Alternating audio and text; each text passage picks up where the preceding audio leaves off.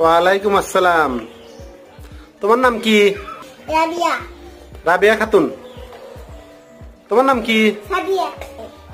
কোন স্কুলে পড়ো? শিশির। স্কুলের নাম কি? আইরা রহমান।